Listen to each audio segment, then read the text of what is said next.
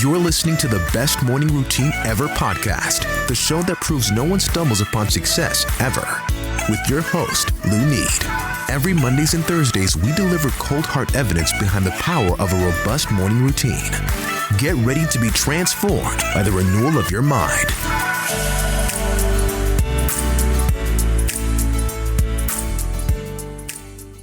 Hello, morning enthusiasts. Welcome to the Best Morning Routine Ever podcast. I am your host, Looney Lewis, and today I have a phenomenal guest coming to the show. Her name is Dr. Kimberly Hambrick. Dr. Kimberly is a leadership development and growth coach and trainer. She designs empowered leaders to achieve the significance they desire. She owns Kimberly Hambrick Consulting and is an executive director with the John Maxwell Team and serves on the President's Advisory Committee team. Kimberly has almost 3 decades of experience in corporate America, serving in leadership roles with a focus of coaching others to achieve more. Kimberly, welcome to the show. Good morning. I am so excited to talk with you and your listeners. Fantastic. I should just call you Dr. Hambrick. my apologies. No. Kimberly is perfectly fine. Thank you. You know, I worked really hard to get that doctor in front of my name, but I don't have to be called it, so I'm good. Thank you. No problem. I'm excited to have you on here and you have an extensive background in leadership and having worked with John Maxwell. That's like elite. Yeah, you know, I am really blessed. I've always known about John Maxwell and the work that he did, but I didn't realize that he had a team that you could join where you could be certified as a teacher, coach, trainer, speaker with his materials. And to be perfectly honest with you, I joined to increase my own leadership because even though I had been in leadership roles probably since the early 90s, I didn't always get it right. Mm-hmm. And I knew there was improvement. So I found the John Maxwell team. I joined it and I made such significant changes within myself that I knew I needed to go out and help develop other people. Yeah, like gotta let people in on this truth that you're finding. Absolutely. His twist on leadership is, I like about it, it's Christian based, right? It's God driven. Mm-hmm. Yes. So he is a person of faith. I am a person of faith as well. And one of the things that I really love about John is when he's talking, when he's presenting, he'll say, I'm a person of faith, you know, and if you're not a person of faith, that's okay. We can still talk. And I'm going to be honest with you. When I was in the corporate world, I had to tap down my faith a little bit. They're not very open to you talking about your faith. And I am a servant leader. I'm people-centered, I'm heart-driven, and it was very difficult for me to not be who I was completely because just society sometimes doesn't want us to be a little bit different than other people. Yeah, and it is scary. It's like praying in school, right? It is banned because it makes some people uncomfortable, but the majority accept it, but that doesn't matter. Yeah, and it really does. You know, I agree. And so being a person of faith, if you believe in a higher power, whatever that higher power may be, I just think the world today needs that. We need to find something to hold on to believe in, to unite us, and to help us all move forward. Yeah, absolutely. And I love that you're a servant leader and you see that because it's almost like Christ-like, right? Where you see that people need to unite and come together and put their heads together to achieve the higher goal. Tell us a little bit about your background about being in leadership in corporate America for decades, right? Yes. I started when I was 12. You know, because when I look at my interests, sometimes I'm like, wow, 30 years. But my bachelor's was in journalism, public relations, and I worked at a newspaper. So I had a writing background, and that's how I got into the corporate world as an educational consultant, was because I was a writer. But I quickly got excited about research and evaluation and providing training and technical assistance. So I kind of evolved from there. And my career has largely focused on being a connector and a networker, bringing teams together to jointly go after resources and funding. to bring money from the U.S. Department of Education or state departments of education or vendors, if you will, into regions where we then did professional development and training, and we studied the effects of it.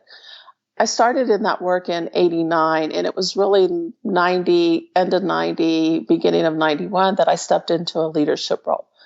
And I absolutely loved mentoring people and helping others find their path forward. I really had a gift for it. I really had I had a heart to help others move forward. And I'm okay with having to make those decisions in a leadership role. What I tell people all the time is, you have to make a decision. We have to give the person who is making the decision grace. We have to assume noble intent and that they are making the best decision that they can at that moment with the information that they have at their hands. They don't always get it right. I didn't always get it right. And people aren't always going to agree with it. But in the leadership role, you make the decision, you have to own the decision, and you have to move forward. And so that was something that I don't brag about myself, but to be perfectly honest, I was really good at.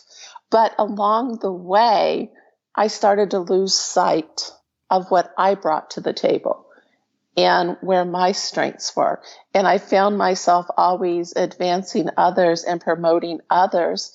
And I was coming up on close to 30 years in corporate America, and I didn't see where my next step forward was. You've reached a glass ceiling of some sort. Absolutely. And it wasn't that I wasn't good. It wasn't that I wasn't successful, but I started to look around in the company that I was working at. And my supervisor was my exact same age. He was a great person. He wasn't going anywhere. So there was no advancement up for me. And it's not always about that next level up or more money. That's not what it was about. But I started to see that what I really wanted to do, where I was being called to do, it wasn't going to work within corporate America. Yeah, that purpose, that calling, that what you're currently doing now, right? You took that leap of faith, and the net appeared.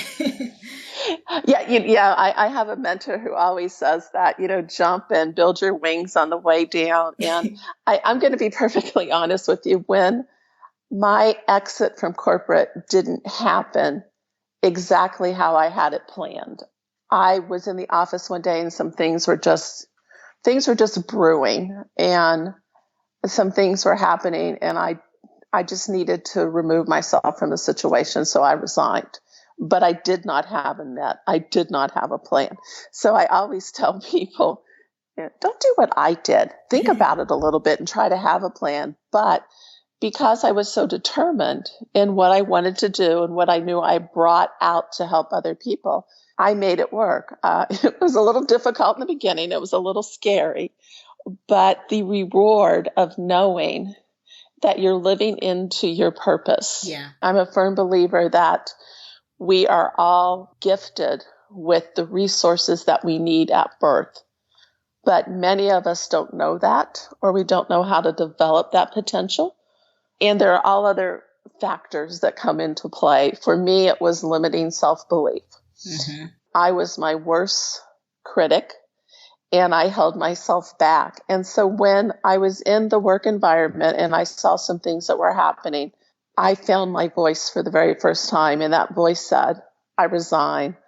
I'm worth more. I'm better than this. And as you said, when that light bulb went off inside of me, it just illuminated all the things that I was not doing in a very healthy, loving, productive way for myself. And I had to stand up and take care of myself first. And then once you do that, you just want everybody to be able to see their true value. To experience it. Yes.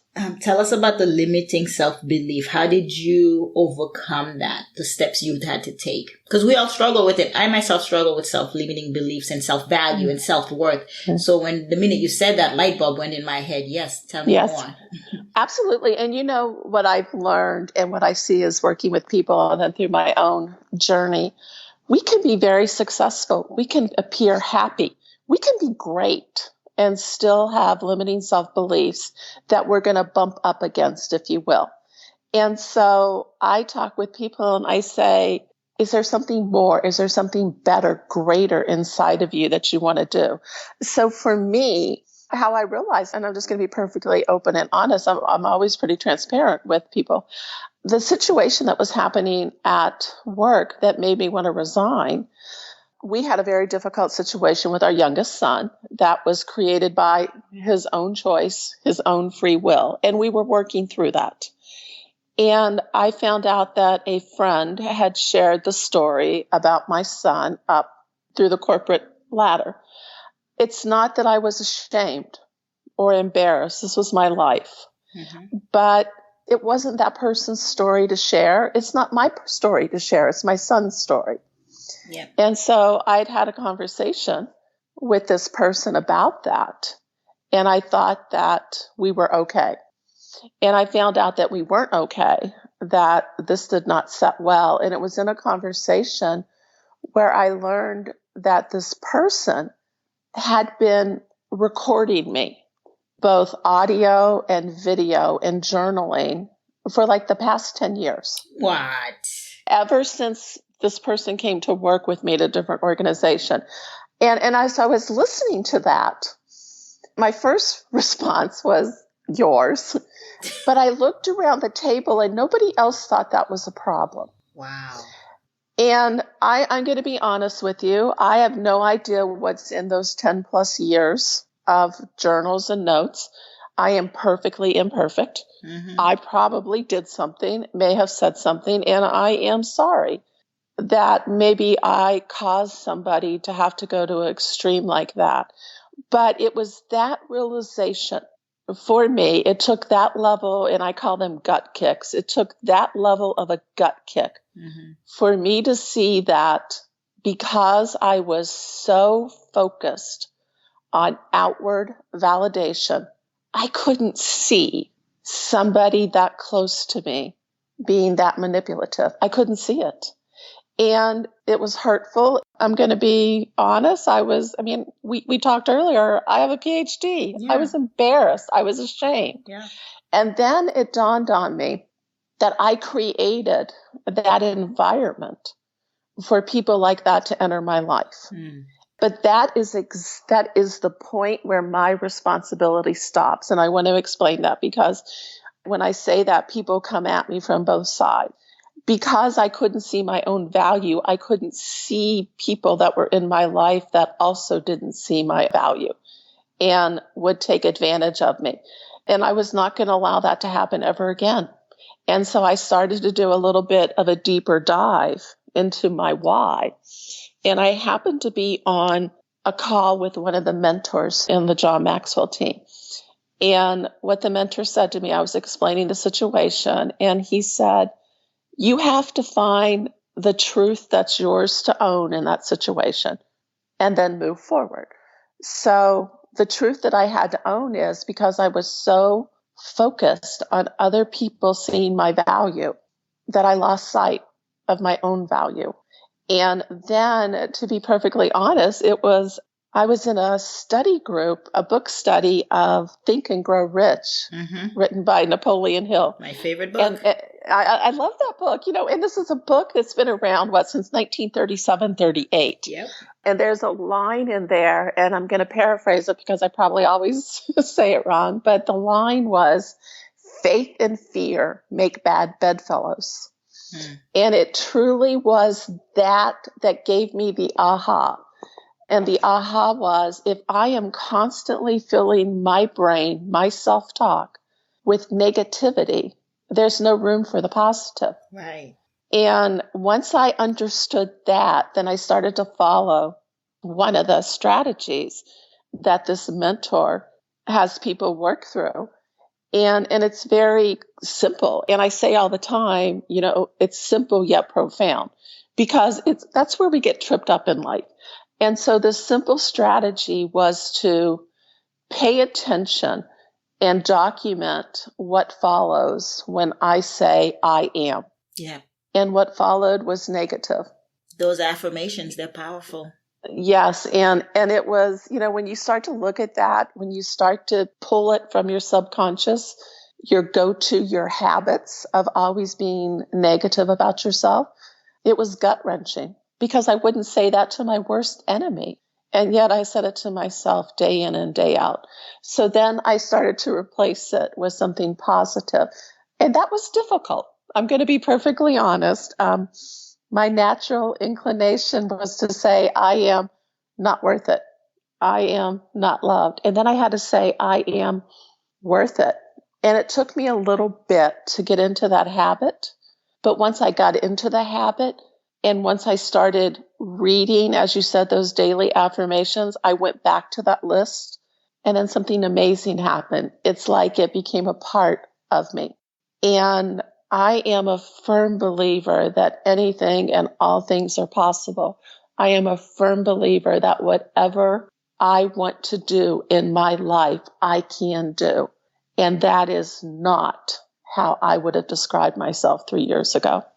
Yeah, the interesting thing about that is for you to, even for myself, to become a coach, to become a trainer, become a leader in that field, you have to believe it. You have to be it. You have to become it, because people will see the disbelief. They'll see right through you. Absolutely. Yes. And how many times have you been around people that when they're presenting or when they're talking, they get it, they understand it, you are connecting with them. And then once they're out off the stage or out of the limelight, that's not who they are. Mm-hmm. And so I really embrace that. I had to learn from what I went through. I had to make the changes in myself. And more importantly, I wanted to do whatever I could to not have anybody else suffer like I did. Now, I'm going to be perfectly honest. I really hope there aren't people like this one person that's, stalked and recorded me out there in other people's lives. But there are people sometimes that do things that make us really wonder why. Yeah, it was wrong of that individual, but you had two things to struggle with. You had to learn to forgive. Yeah, you had the Christ life and forgive this individual. And then you had to deal with the deep-rooted beliefs that you weren't even aware of that were sabotaging you. Yes. And the word forgiveness, and I'm so glad that you brought that up, because even as difficult a situation as that was, it was very easy for me to forgive that person. It really was. Because once I realized that it wasn't about me, it said more about this person than me, I could bless and release them and pray that they find whatever they need to do to move forward in a healthy way. I struggled a little bit more with forgiving myself in that situation. Mm-hmm. Because as I said, I had to dig into it a little bit. And when I talk about some things in my life, I always talk about, I had to take a look in that ugly mirror. And I had to take a look in that ugly mirror in that situation to say, okay, there were things that I did, obviously, that caused somebody to think this was what they had to do. And I had to figure out what they were. Right. And I had to forgive myself, because when you look at something very hurtful in your life, and when you realize that you had a hand in it, it's so easy to put all that guilt and shame in a suitcase and lug it forward with you. And I was not going to do that anymore. I had to take some time, and I had to forgive myself. And then as a person of faith, the area that I really had to step into and forgive myself was that I was not respecting who God created me to be when I devalued myself. Powerful. Yes. Made in his image. You're a child of God, and that, says enough. It does now. But I am ashamed to say that I did not always see that throughout my life, but I do now, and that's all that matters. Yeah, it's not just you. I want to talk about your Think and Grow Rich Mastermind course. And I know I love that book, and I know you do as well, and find some guidance in it over the years. What is the structure that you're teaching your clients about in the course? So the interesting thing, I joined it again through a mentor with the John Maxwell Team, and I follow the process that he has us do when I teach people, because that's a dense book to read, and that's a heavy book to read. And so when I talk to people about Think and Grow Rich, you're like, oh yeah, I read that book, and I didn't really get through it. Well, Paul Martinelli, who is the mentor that I learned the process from, we start with chapter 9, which is the chapter on perseverance. Yep. And we have to read that chapter for 14 days. And that's where it starts.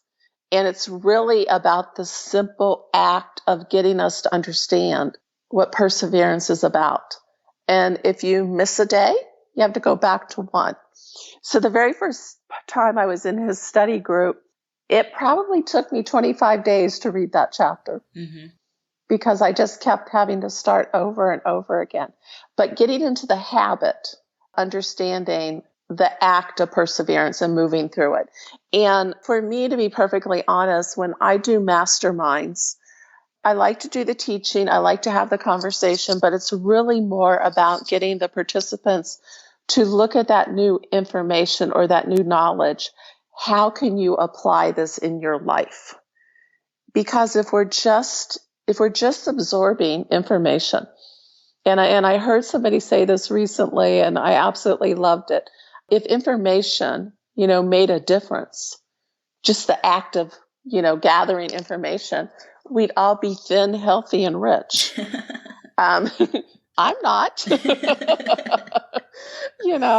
and I don't think everybody else is. So I tell people that it's like the new AAA, all about application. Yeah. So if you're gaining information, sit with it for a little bit and then ask yourself, how can I use this in my life?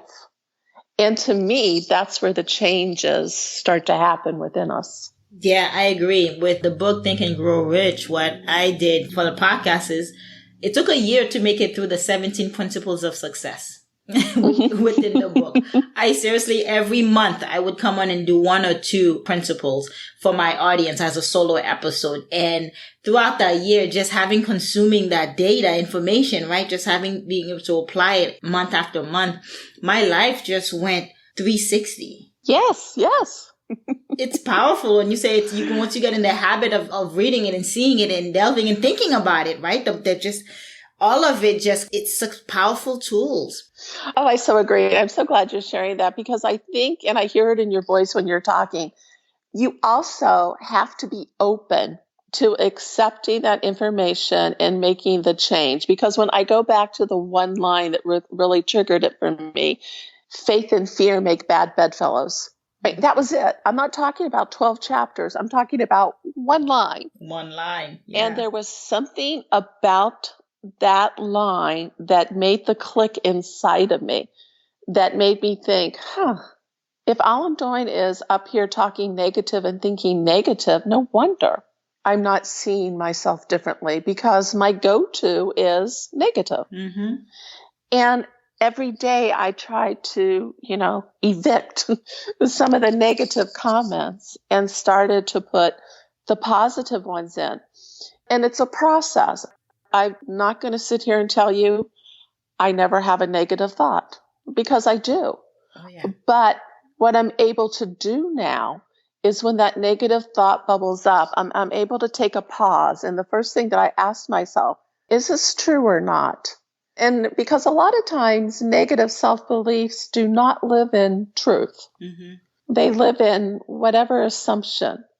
And so is it true or not? If it's not true, very easy to bless and release it and move on. If there is truth in it, then I ask myself the next question, what do I want to do about that? Because I'm going to be honest with you, there are some things that I bubble up that are true, and I think, well, okay, but I'm okay with that. I don't need to spend energy in changing it. Yeah, it's all about application, as you say. Even Napoleon Hill says, it will be revealed to you when you are ready. You could read the whole book, but unless you are ready to hear it, you can get it in the first sentence, you can get it in the first word, you can get it after you read the whole book. But when you are ready for it, it will jump at you. And I love that you said that, because that talks about the secret. And I have so many people, when I talk to them, they're just like, well, just tell me what the secret is. And I'm like, but the secret is going to be different for all of us because it's the part that you get that is revealed to you. But it's so funny. One person said to me, I didn't get it. I didn't understand it. I could never find the secret. And I'm thinking, you weren't ready. Mm-hmm. You weren't ready to receive the information. And this is how I think about just being a person of faith. And I was in a conversation recently where somebody was talking about this. How many times do we as people of faith pray and then we, like 5-minute prayer and then we walk away and go about our life? We don't sit in reflection and listen. Mm-hmm. Yes. Prayer is us talking to God and meditation is God talking to us. That second part doesn't happen. Yeah, absolutely. And the older, and so the situation with my son, I've always been a person of faith, but it was once I got into such a difficult situation there. And when you realize where you have no power and who truly has the power, you get a little deeper with your faith. At least I did. And I find myself these days, I was actually in a leadership session for me. I mean, because even though I'm a leadership development coach, I still go to growth sessions for myself. And we were talking about something and we were given some quiet reflection time.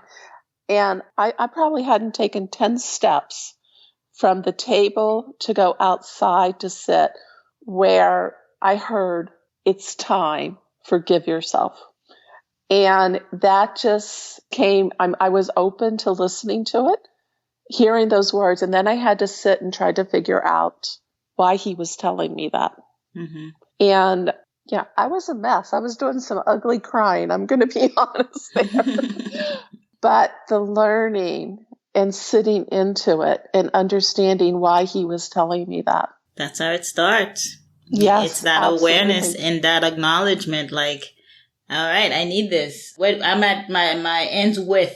Back's against the wall. There's only one way to go is up from here. How do I go up? Who can help me go up? Tell us, how do you help leaders overcome that? How do you help leaders go up?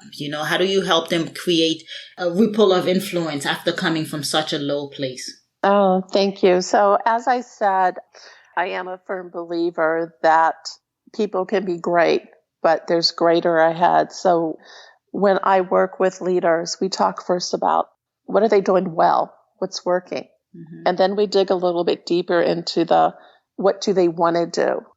And sometimes what they want to do, you start to find out that they're holding themselves back from it. So it starts with awareness first and foremost. And when you're talking about awareness, sometimes you uncover those limiting self-beliefs that people have been struggling with. For me, when I talk with people in the processes that I use, once you have awareness and enlightenment, then the next step is to reset, to change something. If it's your thinking or if it's a position that you're in and you want to go into a different position, we need to set a reset button and figure out what the next steps were and then create a plan forward for how to do that. When I say that I design empowered leaders, I truly believe that that's why I'm put here, is to help people be the most empowered leader that they can be. But John Maxwell has a quote, and I absolutely love this, and I live by this. Success is when we add value to ourselves. Significance is when we add value to others. And it's really there where I work with leaders to move forward, because it's not just about making yourself a better person. It's about then carrying that forward and helping others to be a better person. Have them tap into their own calling, their own truth. Because we live in a state of blindness to our purpose, to our truth. A lot. There's a lot of us, and myself guilty of it, walked around for 20 years trying to figure out what my purpose is. What do I do? What was I created to do? Yeah, absolutely. And I did it for close to 30 years. And to be part, and what I did was I started to equate my purpose with the roles that I had in life. And so my roles were a wife and a mother. Mm-hmm. And, then the wife part went away. Mm-hmm. We were the best divorced couple ever, but I was no longer a wife. I was still a mother. Mm-hmm. And then my children, and I love them dearly, but they're grown. They're 23 and 26. Mm-hmm. And so that mother, I'm always going to be their mother, but they don't need me like they used to need me. Right. And so then I looked at my career. And so my purpose was I was a director of this. That's not my purpose. That's my job title. Mm-hmm. And I was like everybody else, so many people. And especially as a female in the corporate world in a leadership position, you're always pushing for the what's next, to get the next promotion. Never celebrated it, always tried to figure out how to get ahead, what was next. And as I said, I had no idea who I was. And I just I firmly believe that I wasn't listening as closely as I needed to early on in my life to what God was saying to me. And when I say this, I think God had to take a really hard look at me and say, okay, she needs to get this lesson finally. So we're going to give her, I'm going to like throw them down in a row here to see if she picks up on it. And I did. And I'm thankful and I'm blessed. And I know that's not how God operates, but that's how it had to happen to me. I had to have one gut kick and another gut kick. And thankfully, after that second gut kick, I got it. Yeah, you're very driven and a go-getter. And I love the honesty when you say sometimes we can be successful, but mask it. Right? Yes. We mask the success, the achievement, the overachieving, and always looking for what's next, only because we don't know our own worth, our own belief. We don't know it's tugging at us. Yeah. And no one is going to be able to tell us what our worth is. They're not, because we're all trying to figure out what our own worth is. And so if somebody would have said to me, I value you because of X, I may or may not have believed it because I didn't believe it. And I think I'm at the point in my life now, and I'm very thankful to be at this point, because when I say I no longer need outside validation, it's not that I don't care what other people want to say or think about me. That's not it at all. But that's not the anchor that I cling to make sure that my life has purpose. Because first and foremost, I know I'm valued. I know I'm loved because I was created in His image. And the fact that I know that, I don't need anybody else to tell me that. I don't. I love that. I love that. That's great. How do people intentionally lead? How do you lead with intent? That is such a great question. And I'm just going to respond to it based on kind of where we are in the world today. 2020 has been a difficult year for many.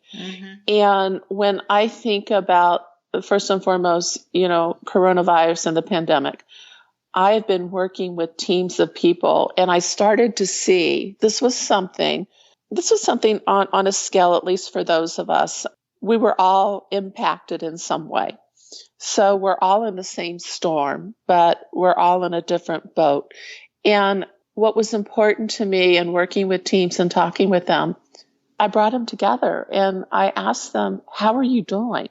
And I really wanted to know what's on your heart. How are you doing this? Because you have people who are working from home for the first time. You have people who are working from home for the first time, and now they have small children at home, and now they're their teachers. They may have a significant other who's out of work. Yeah. They may have family members who are impacted by this illness. Yeah.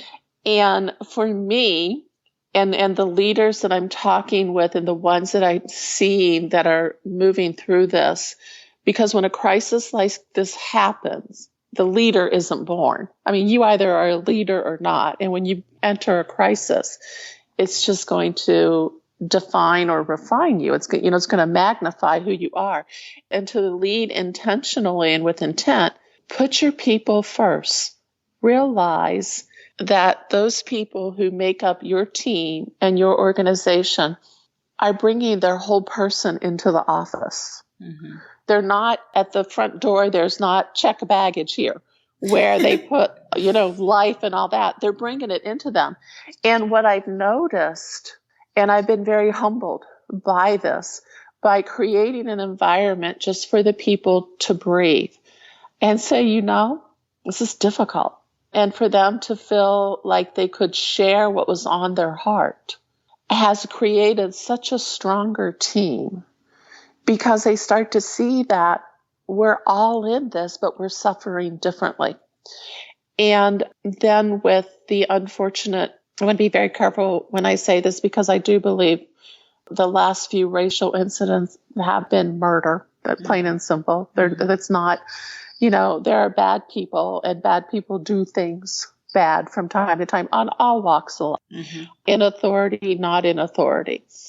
I've been reaching out to people who are different from me because I want to understand how I can help them. I want to open my eyes, my ears, and my heart. And so when you talk about being an intentional leader, for me, it's just not about the bottom line. It's just not about the profit or the work. It's about making sure that the people who make up the backbone of your organization feel valued, feel listened to, and feel heard. Well put. Yes. We be people-oriented, people-centered. Yeah, absolutely. And I've been seeing, and it's one of the things that I'm just going to be honest, I'm a firm believer that there is good and bad. I couldn't have survived those last few gut kicks without knowing that there was good in them. Sometimes you have to pause a little bit longer. Sometimes you got to look a little bit deeper to find the good, but there's always good in the bad. And what I've been seeing throughout a lot of the conversations recently with leaders and hearing leaders of large organizations, small organizations across the board talking, I hope and pray that this deeper connection with their team and with people in general, I hope we carry that forward. I hope we don't lose that. Yeah, same here. There has to be some truth that comes out of this, right? There has to be some significance that we take forward from this epidemic, from this racial injustice. Like we have to learn from this and actually be able to better society in a way. Yes, I'm with you, and I hope so. In my humble opinion, we're not going to do that if we're constantly pointing the fingers and blaming others. We have to accept that we're different. We have to accept that we have different values and beliefs. But if we come together around the same value and belief that we all matter, we're all children of God, and we want to help each other, then I think we can have honest and difficult conversations. And that's really one of the things that I've been talking to leaders about. And it's where we talked earlier. It's difficult to bring your faith into the corporate world. So it would be great for a leader to stand up and say, I see us all as children of God, but some people aren't going to be happy with that. So you can't say that. But a leader has to be okay with having those difficult conversations. So when, for example, the recent tension with the racial issues, if the CEO of a company sends out an email to the team that says, this is a difficult time, we need to do better. That's not being there for the team. And your employees see that. If somebody, every time something like this happens, if the only time you address it is when something like this happens, you're not trying to make a difference. Bringing your team together and that very simple question of just asking, how are you doing, really, and listening.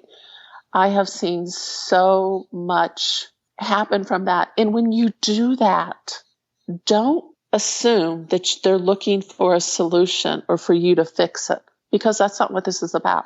This is about truly allowing people to feel valued and respected. They're not looking for a solution, because one of the things that I've said to a number of the teams and organizations that I'm working with, and it started with when the pandemic hit, I said, there's no blueprint for how to lead through this. We don't have the tutorial on how to lead your team through a pandemic. We don't have that tutorial for how to lead through the racial tension. That one, unfortunately, is unfortunate because we've experienced this far too many times that we should have learned this lesson by now.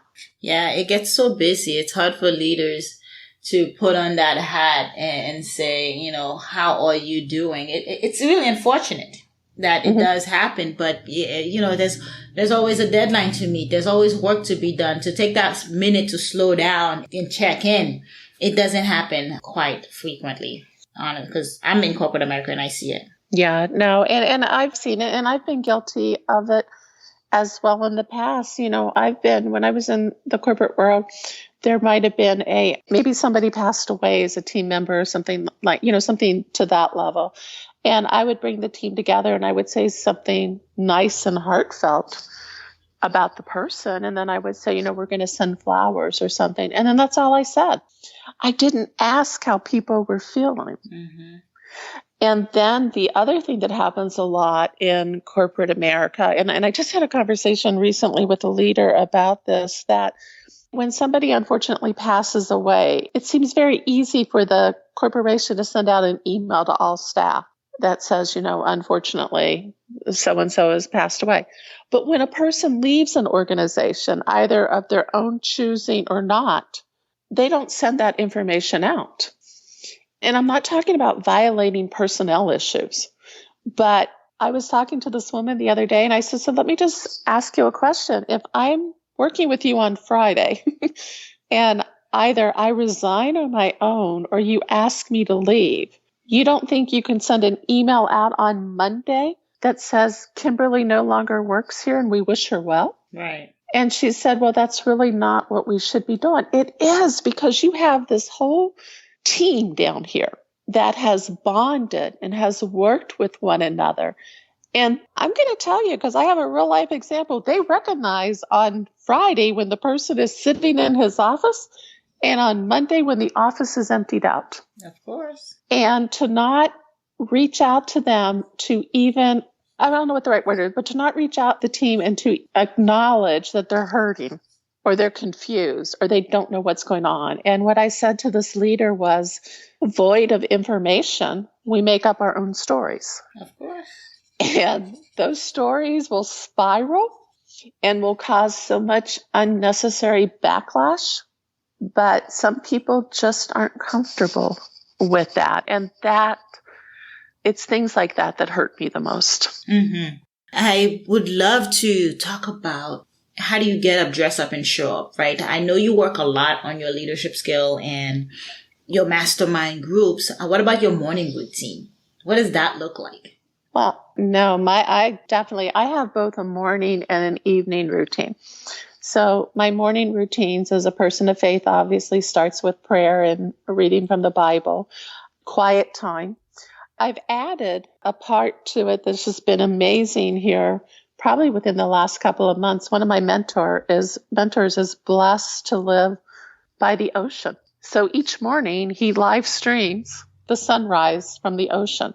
I live in West Virginia. We don't have an ocean. There's something calming about the water.